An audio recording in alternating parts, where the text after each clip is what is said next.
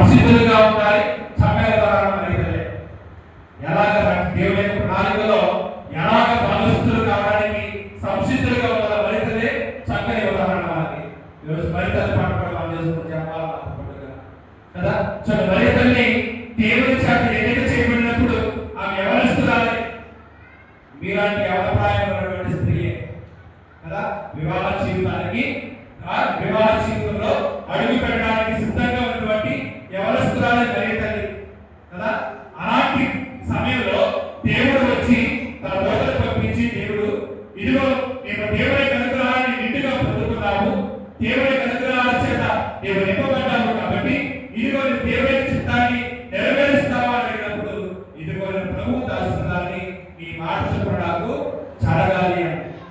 అర్థమవుతుందా? దేవుని చిత్తాన్ని జరగాలి అని చెప్పింది మరి తల్లి.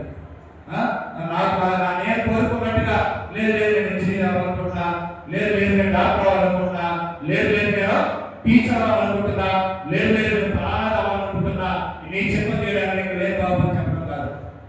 దేవుని యొక్క రక్షణ ప్రణాళికలో దేవుని యొక్క ఆలోచనలో మనం భాగస్వాములు కావాలంటే దేవుని ద్వారా సంసిద్ధతను కలిగి ఉండాలి. మరియు తల్లిలాగా తాను ఒక యవన వయసులో ఉంది, వివాహం అనే పవిత్రమైన అంతస్తులో ప్రవేశించడానికి ఆమె సిద్ధంగా ఉంది కదా. అవునా కదా? నిష్ఠాతో చేయబడినటువంటి స్త్రీ మరి తల్లి అవునా. కానీ దేవుడు వచ్చి అమ్మాయితో నీ విషయంలో నీ జీవితంలో దేవుడి చేత ఇది కాదు, నీ ద్వారా రక్షణ ప్రణాళికని దేవుడి లోకంలో నెరవేర్చాలనుకుంటున్నాడు, నీ సంసిద్ధత కావాలి